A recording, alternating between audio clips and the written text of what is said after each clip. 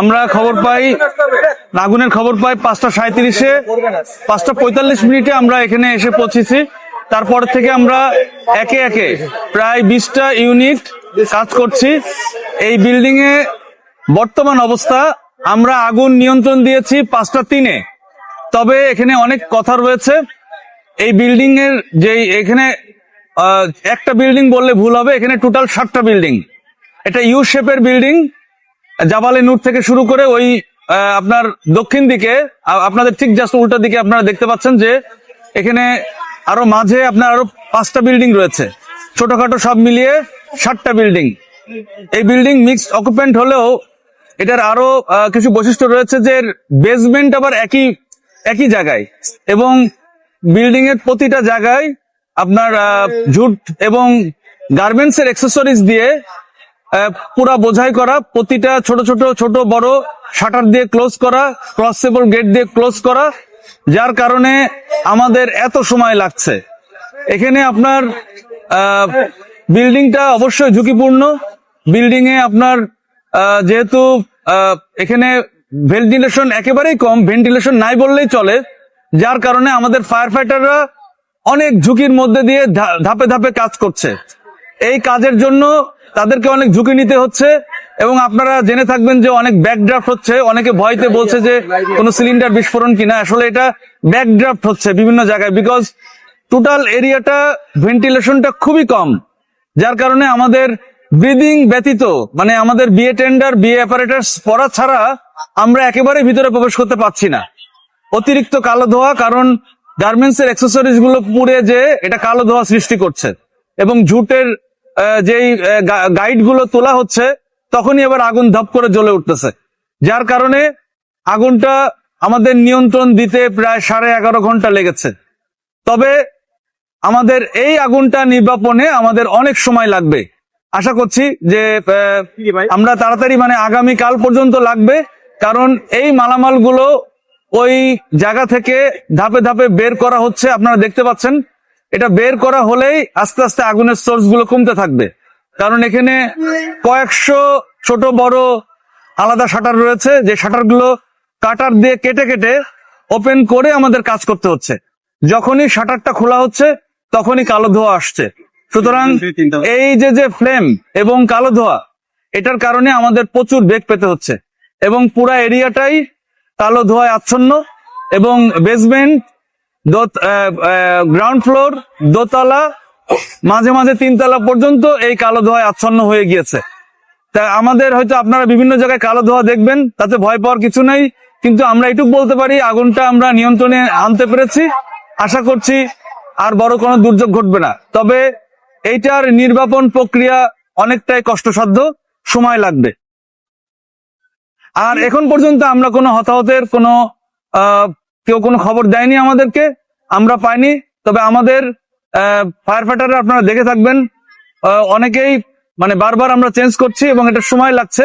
আমরা এই ইউনিটও চেঞ্জ করছি, নতুন রিলিভার টিমও চলে আসছে। আমরা এরা কাজ, মানে আমরা সবাই মিলে কাজ করে যাব, এটা সময় লাগবে আর কি নির্বাপনের জন্য। কেমন ধারণা করছেন ক্ষয়ক্ষতির পরিমাণ? আপনারা কি ধারণা করছেন এটা এখনো আগুনে লাগার কারণটা কি, আর হচ্ছে আগুনে ক্ষয়ক্ষতির পরিমাণ কিরকম মনে করছে?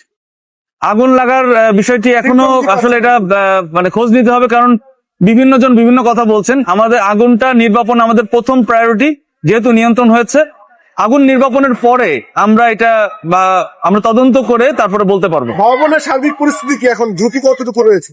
এই বিল্ডিংটা আসলে মানে আমরা যেটা দেখতে পাচ্ছি যে কন্টিনিউয়াসলি বিভিন্নভাবে ভায়োলেশন করা হচ্ছে। আমাদের ইন্সপেক্টর এবং অন্যরা 4-5 বার এখানে বলে গিয়েছিল, এবং নোটিশ দিয়ে গিয়েছে অফিসিয়ালি 2 বার, এবং আলাদা করে প্রায় 5 বার তারা এসেছে এবং এই মালিকের সঙ্গে দেখা করেছে, বলেছে যে আপনারা এই বিল্ডিংটা কিন্তু ঝুঁকিপূর্ণ অগ্নি দৃষ্টিকোণ থেকে। এছাড়াও আমরা বলতে পারি যে এটা সব দিক থেকেই আসলে বিল্ডিংটা অপরিকল্পিতভাবে গড়ে তোলা বোঝাই যাচ্ছে, এবং এটা অনেক আগের বিল্ডিং। এই কারণে আমরা বলতে পারি যে এটা একটা ঝুঁকিপূর্ণ বিল্ডিং সব দিক থেকেই। আবাসিক ভবন ফ্ল্যাট গুলোতে মানুষ থাকতে পারবে কিনা আপনার নিয়ন্ত্রণ নিয়ে আসলে পুরোপুরি? এটা নিয়ন্ত্রণে মানে নির্বাপন হয়ে গেলেও আমি বলবো যে এটা জরিপ করে দেখতে হবে, যে যেহেতু এটা দীর্ঘক্ষণ ধরে পুড়ছে, টেম্পারেচার বেশি হওয়ার কারণে এর স্ট্রাকচারাল যে অডিট এটা করা খুবই জরুরি, এবং এটা করে যে সংশ্লিষ্ট কর্তৃপক্ষ রয়েছেন এটা করে ওনারা বলতে পারবে যে এখানে বসবাস করা উপযোগী কি অনুপযোগী। এখন পর্যন্ত অনুপযোগী। এখন পর্যন্ত আমরা যেহেতু নির্বাপন দেয়নি, এটা সময় লাগবে এবং বললাম যে প্রচুর পরিমাণে জুটের এই গোডাউনে যে মালামাল, এই মালামালগুলো অপসারণ না করা পর্যন্ত এটা আসলে বলা যাচ্ছে না। আপনারা তো ভিতরে প্রবেশ করেছেন, কি ধরনের মালামাল বেশি পেয়েছেন এখানে?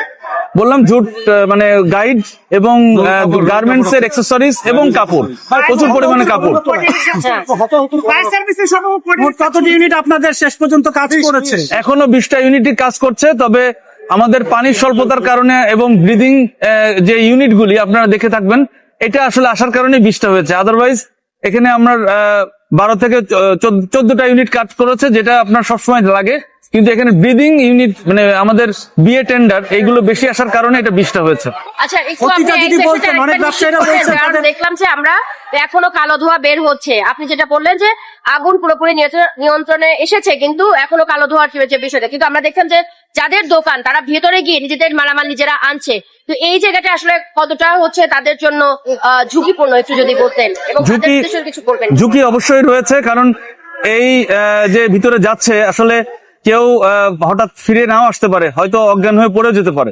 তো এটার জন্য আমাদের প্রত্যেকটা পয়েন্টে পয়েন্টে আমাদেরও ফায়ার ফাইটাররা রয়েছেন, তারা খেয়াল রাখছেন। কিন্তু আমি বলবো যে আপনাদের মালামাল মানে যারা মালিক রয়েছেন তারা অবশ্যই মালামালটা বের করতে হবে, তবে আমাদের সহযোগিতা নিয়ে। আমাদের সহযোগিতা ব্যতীত ওনারা একা একা নিজেরা এই কার্যক্রম করাটা অবশ্যই ঝুঁকিপূর্ণ। আপনার আজকের যে এই মালিক, এই ভবনের যে মালিক, সেই মালিক এবং তার লোকজন আপনাদেরকে সহযোগিতা করছেন কিনা এখানে আছে?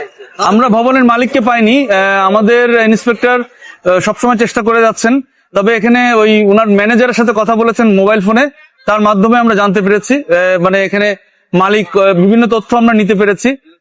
যেটা বুঝলাম যে এখানে আপনার ওই স্ট্রাকচারাল যে ইস্যু, মানে এটা এখানেও সমস্যা রয়েছে, এবং আমাদের তো কোনো অগ্নি নিরাপত্তার দৃষ্টিকোণ থেকে কোনো সেফটি গ্রহণ করা হয়নি, এবং কোন রকম ইকুইপমেন্ট কোনো কিছুই নাই আর কি। আজল ভাই, শেষ প্রশ্ন, কোনো হতাহত আছে কি? এ পর্যন্ত আমরা কোনো কেউ আমাদেরকে কোনো রিপোর্ট ভাই, করেন আগেই নাই। বলছে। আমাদের আসলে এই যে শেষ একটা বিরক্ত করি, সেটা হচ্ছে আপনারা কোনো আনুমানিক ধারণা করেছেন ক্ষয়ক্ষতির পরিমাণ কেমন হয়েছে? এটা তদন্ত সাপেক্ষ, কারণ এখানে হিউজ পরিমাণ মালামাল রয়েছে, গার্মেন্টস অ্যাক্সেসরিজ রয়েছে, কাপড় রয়েছে, গাইড রয়েছে, জুটের যে গাইড এগুলো রয়েছে, এই জন্য আমরা বলতে পারছি না, এটা তদন্ত